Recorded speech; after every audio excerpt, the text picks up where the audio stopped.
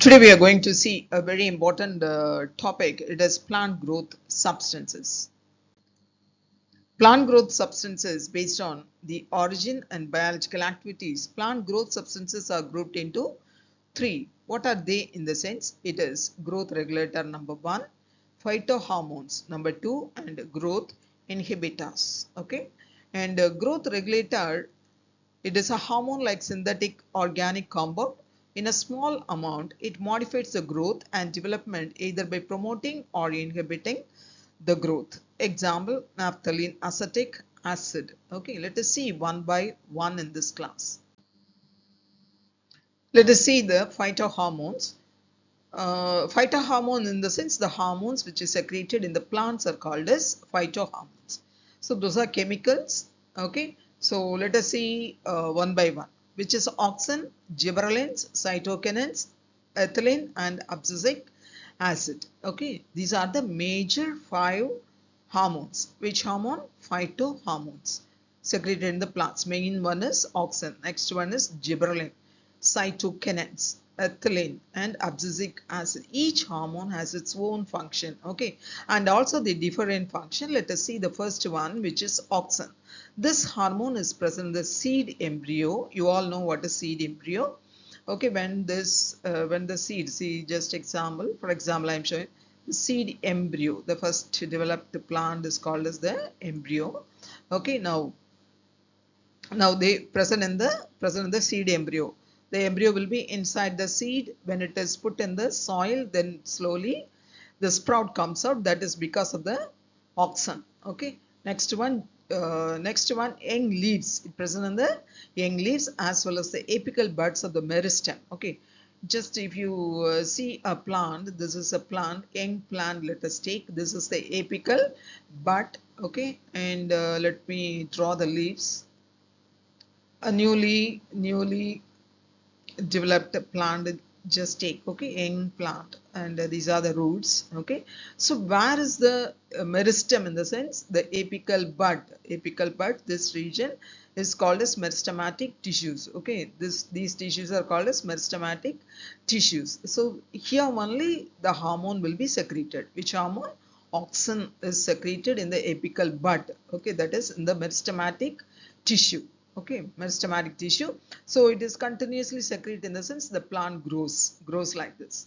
Okay, if we cut off this meristematic tissue, in the sense, then this bud won't grow. The lateral buds starts to grow. Okay, at the corner of this, or at this angle, there will be another small buds. Those are called as axillary buds. They start to grow. Then only we get the branches of this plant. Okay, if we allow, see, sometimes we might have noticed that in some trees, if they grow taller and taller, they cut off the top region, they cut off, then the axillary bud starts grow and they make so many branches. Okay, so this is the function of which one? Auxin. So let us see the various functions of the auxin. Stimulation of cell elongation. See, for example, this is the original, this is the cell size, in the sense they induce the elongation of the cell. Okay, so the size of the cell increases. Who is responsible for that? The axin. Axin are responsible for the elongation of cells. Okay, elongation of cells as well as cell division. After this elongation, the cell starts to divide into two. Okay, then again these two cells, they grow. Okay, they grow in the sense the size will be bigger. Okay, so in such a way the plant grow. Slowly the plant grows. So the plant growth is by the auxin. It is a phytohormone. Okay, and one more important thing is cell division in cambium.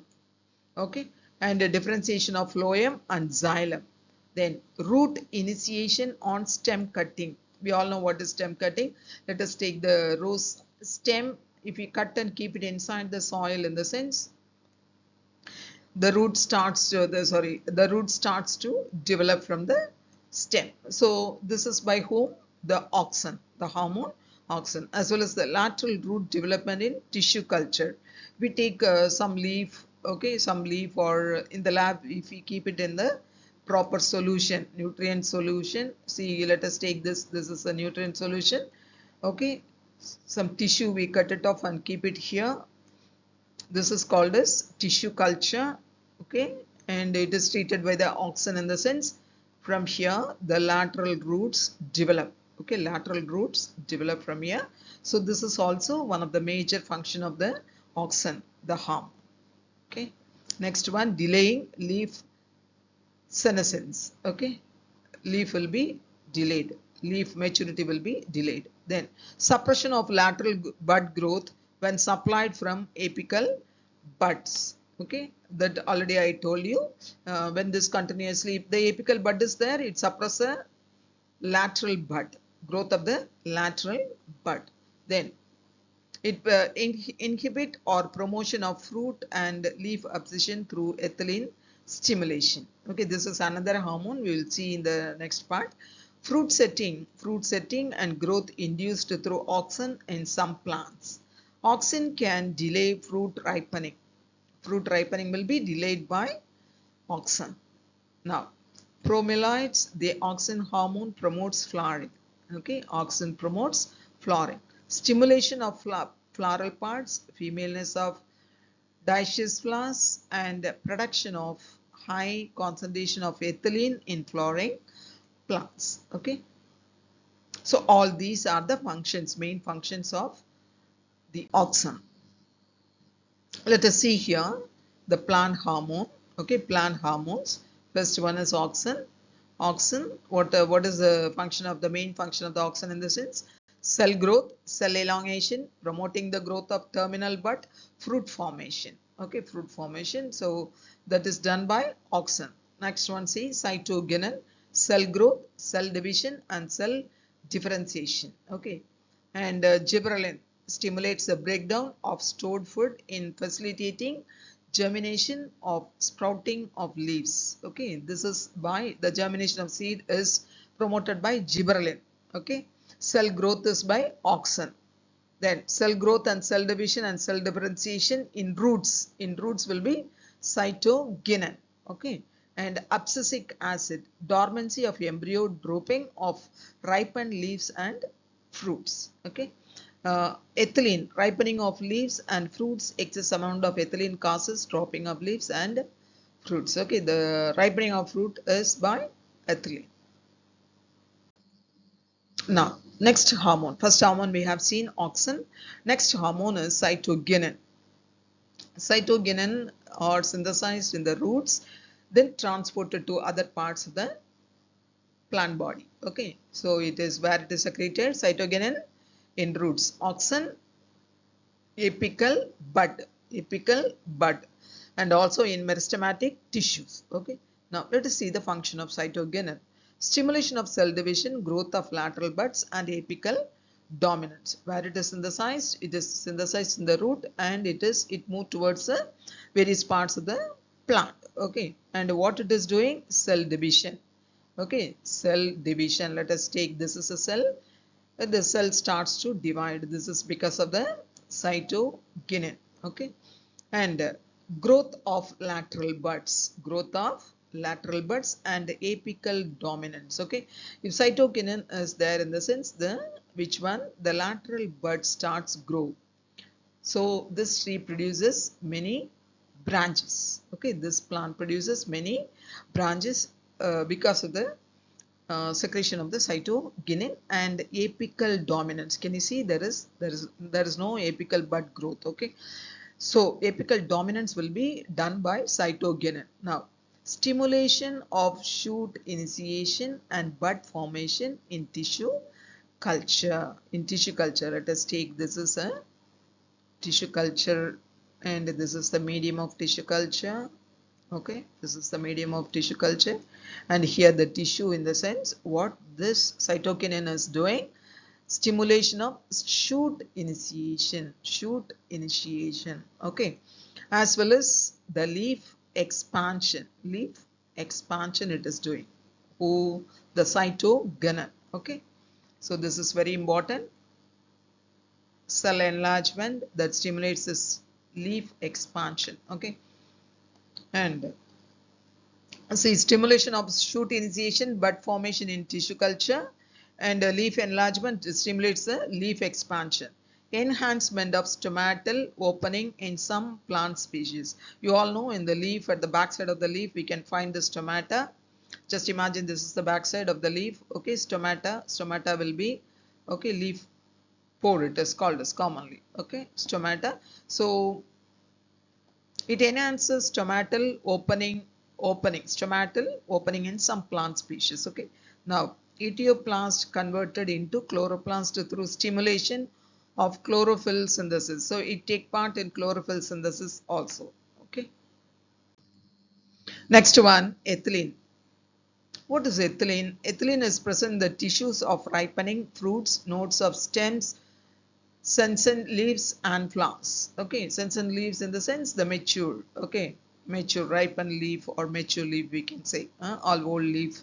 Now this is the formula of ethylene, C2H4. Okay, C2H4 is a formula, chemical formula for which one? Ethylene. So what are the functions of the ethylene? Let us see.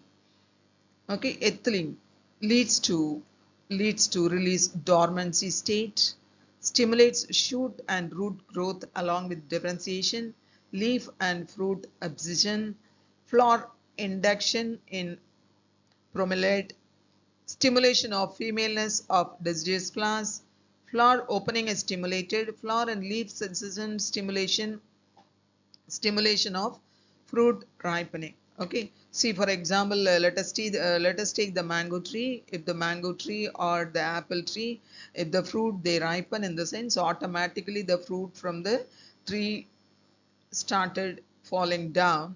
Okay, started falling down towards the ground because of the presence of this hormone ethylene. When it is ripened, they detach from the stalk and they fall down on the earth. It is a mango tree or apple tree or any other fruit trees. After ripening the fruits automatically fall down. Okay, they fall down, the fruits. Okay, so this is by the hormone that is called as ethylene. Okay, so ethylene leads to dormancy state, stimulates the shoot and root growth along with the differentiation, leaf and fruit abscission, flower induction and bromeliad, and stimulation of femaleness of deciduous flowers. Flower opening is stimulated, flower and leaf sessions stimulated, stimulation of fruit ripening. Okay, so flower opening is also by ethylene. Okay, see for example, let us take this is the bud in the sense, and it starts which one the ethylene helps the bud to become a flower. Okay, so this also the ethylene is doing. So let us keep in mind all those things.